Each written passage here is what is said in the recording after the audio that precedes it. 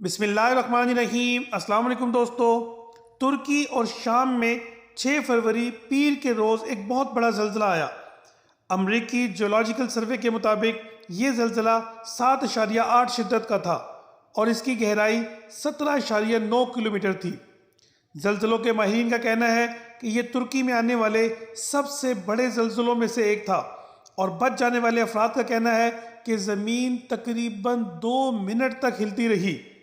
اسی دوران نیدرلینڈ سے تعلق رکھنے والے ایک ریسرچر فرینک ہوگر بیٹس کی جانب سے ایک ٹویٹ کی گئی جو سوشل میڈیا پر کافی گردش کر رہی ہے، جس میں انہوں نے 3 فروری کو کہا تھا "Sooner or later, there will be a 7.5 magnitude earthquake in this region, South Central Turkey, Jordan, Syria, Lebanon", جس کا مطلب یہ ہے کہ جلدی یا دیر سے 7.5 شدت کا ایک زلزلہ جنوبی وسطی ترکی، اردن، شام اور لبنان میں آئے گا۔ اور اس ٹویٹ کے صرف 3 دن بعد ہی تقریباً اتنی ہی شدت کے زلزلے کے اس خطے میں آنے کے بعد لوگ یہ سوال کر رہے ہیں کہ کیا زلزلوں کی پیش گوئی کی جا سکتی ہے؟ فرینک ہوگر بیٹس کا دعویٰ ہے کہ ہمارے سولر سسٹم میں موجود پلینٹس کی حرکت زلزلوں کے بارے میں پیش گوئی کر سکتی ہیں، لیکن ماہرین ارضیات کے مطابق زلزلوں کی پیش گوئی کرنے کا کوئی طریقہ فی الوقت سائنس کے پاس موجود نہیں، اور نہ ہی ان کے مطابق ایسا کوئی طریقہ مستقبل قریب میں تیار ہوتا ہوا نظر آ رہا ہے۔ امریکی جیولوجیکل سروے دنیا میں زلزلوں پر نظر رکھنے اور تحقیق کرنے والے صف اول کے اداروں میں سے ایک ادارہ ہے، اور اس ادارے کا کہنا ہے کہ اس نے اور نہ کبھی دوسرے سائنٹسٹ نے کسی بڑے زلزلے کی پیشگوئی کی ہے۔ ادارے کے مطابق ہم ابھی بھی یہ نہیں جانتے کہ پیشگوئی کیسے کی جائے۔ ہاں، اس کے صرف امکان کا حساب لگایا جا سکتا ہے کہ فلاں علاقے میں اتنے برس میں یا اتنے عرصے بعد کوئی بڑا زلزلہ آ سکتا ہے۔ امریکی جیولوجیکل سروے کے مطابق زلزلے کی پیشگوئی میں 3 چیزوں کا ہونا بہت ضروری ہے، یعنی جب بھی آپ کبھی کسی زلزلے کی پیشگوئی کے بارے میں سنیں تو ان 3 چیزوں کو لازمی چیک کریں۔ نمبر 1، وقت اور تاریخ، یعنی زلزلہ کس دن اور کس وقت آئے گا۔ نمبر 2، لوکیشن، زلزلہ کس جگہ پر آئے گا۔ نمبر 3، شدت، یعنی زلزلے کی شدت کتنی ہوگی۔ اگر کوئی بھی پیش گوئی ان میں سے کوئی ایک چیز بھی فراہم نہیں کرتی تو اس سے ایک غلط پیش گوئی تصور کیا جائے گا۔ اب اگر ہم ہوگر بیٹس کے ٹویٹ کو دیکھتے ہیں تو میرے خیال میں پہلے 2 لفظوں میں ہی اس پیش گوئی کو رد کیا جا سکتا ہے۔ پہلے 2 الفاظ یہ ہیں سونر اور لیٹر، یعنی ابھی بھی آ سکتا ہے اور بعد میں بھی آ سکتا ہے، یعنی نہ تو اس میں کوئی وقت بتایا گیا ہے اور نہ ہی کوئی ڈیٹ بتائی گئی ہے، جبکہ پیش گوئی میں ڈیٹ کا بتانا اور وقت کا بتانا بہت ضروری ہے۔ اور باقی 2 چیزیں جس میں بتایا گیا ہے کہ 7.5 میگنیچیوڈ کا زلزلہ آئے گا اور یہاں پر اس کے قریب ہی 7.8 میگنیچیوڈ کا آیا، یہ ٹھیک ہے۔ اور دوسری بات، جو ایریا بتایا گیا ترکی اور شام کا، تقریباً وہی ایریا یہ بنتا ہے، تو اس میں ایسی کوئی بڑی بات نہیں ہے۔ ترکی میں زلزلہ آنا کسی بھی سائنسدان کے لیے شاکنگ نہیں تھا، کیونکہ ترکی ارتھ کوئک زون کے نام سے جانا جاتا ہے۔ یہاں پر فالٹس موجود ہیں۔ 3 ٹیکٹونک پلیٹس، اناٹولیا، عربین اور افریقن پلیٹس یہاں پر آ کر ملتی ہیں۔ اس میگنیچیوڈ کے زلزلے ترکی میں آنا کوئی بڑی بات نہیں ہے۔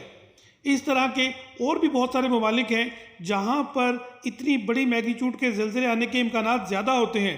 میرے جیسا بندہ بھی وہ بتا سکتا ہے کہ جاپان میں، انڈونیشیا میں، چائنا میں، فلیپینز میں، ٹرکی میں، پیرو میں، US میں، اٹلی میں، میکسیکو میں، یہ وہ جگہیں ہیں جہاں پر سیسمیکلی ایکٹیویٹی بہت زیادہ ہے اور یہاں پر بڑی میگنیچیوڈ کے زلزلے آنے کے امکانات بہت زیادہ ہوتے ہیں۔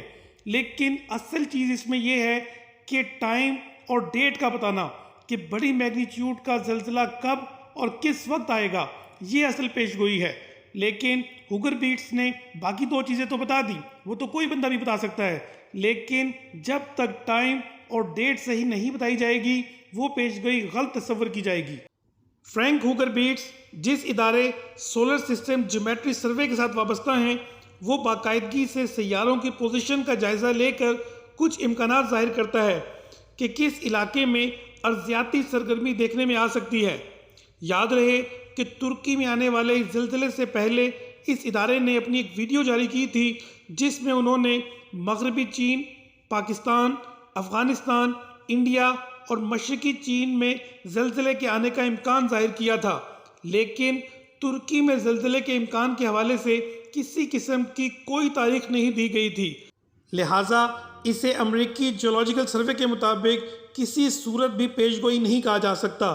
یہ محض ایک اتفاق ہوا ہے کہ ہوکر بیٹس نے ایک ٹویٹ کیا اور اس کے 3 دن بعد ہی زلزلہ آ گیا۔ امریکی جیولوجیکل سروے کے مطابق حالیہ کئی اسٹڈیز میں ایک بات سامنے آئی ہے کہ چاند کی وجہ سے زمین کی سطح اور سمندر کی لہروں کے بلند ہونے اور کچھ طرح کے زلزلوں کے درمیان ایک تعلق موجود ہے، لیکن اس حوالے سے زلزلے کی پیش گوئی کے بارے میں اس کے امکانات انتہائی کم، بلکہ کہہ سکتے ہیں کہ نہ ہونے کے برابر ہیں۔ اسی طرح امریکہ کی بارکلے یونیورسٹی کے مطابق اجرام فلکی کی پوزیشن کی وجہ سے زلزلوں کی شرح اور ٹیکٹونک پلیٹس کی حرکت پر کوئی خاص فرق نہیں پڑتا۔ زلزلوں کی پیش گوئی کرنے کے لیے مختلف طریقوں پر کام جاری ہے۔ کچھ چیزیں ایسی ہیں جن کے بارے میں کہا جاتا ہے کہ زلزلے سے کچھ ٹائم پہلے یہ عموماً دیکھنے میں آتی ہیں، مثلاً جانوروں کا غیر معمولی رد عمل۔ جس جگہ زلزلہ آتا ہے وہاں کے پانی میں ریڈون گیس کی مقدار بڑھ جاتی ہے، لیکن ابھی فی الحال یہ سنی سنائی باتیں ہیں، ابھی ان کا سائنسی ثبوت ہمارے پاس کوئی موجود نہیں ہے۔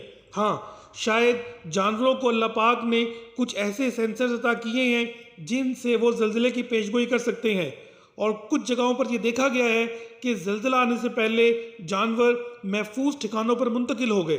سوشل میڈیا یوزرز اکثر جگہوں پر یہ کلیم کرتے ہوئے دکھائی دیتے ہیں کہ اتنی بڑی میگنیچیوڈ کا زلزلہ آنے سے کچھ دیر پہلے جانوروں کا عجیب و غریب قسم کا رد عمل دیکھا گیا۔ اس حوالے سے سائنٹیفک ریسرچ بھی اس بات کو سپورٹ کرتی ہے۔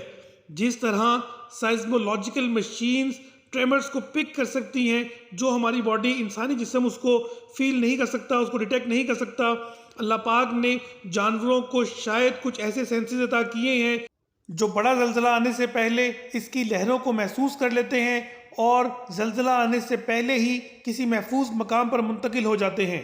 بلکہ کچھ ریسرچرز کا تو یہاں تک کہنا ہے کہ بڑا زلزلہ آنے سے کئی گھنٹے پہلے جانور عجیب و غریب قسم کا رد عمل ظاہر کرتے ہیں اور اپنے آپ کو محفوظ مقام پر منتقل کر لیتے ہیں، لیکن اس حوالے سے ابھی ہمارے پاس کوئی ٹھوس سائنسی ثبوت موجود نہیں ہے۔ امریکی جیولوجیکل سروے کے مطابق زلزلے کے نقصان سے بچنے کے لیے ہمیں انفراسٹرکچر پر توجہ دینے کی ضرورت ہے۔ That's all from the video۔ Next video میں انشاءاللہ کسی نئے ٹاپک کے ساتھ آپ سے ملاقات ہوگی۔ اس وقت تک کے لیے اللہ حافظ۔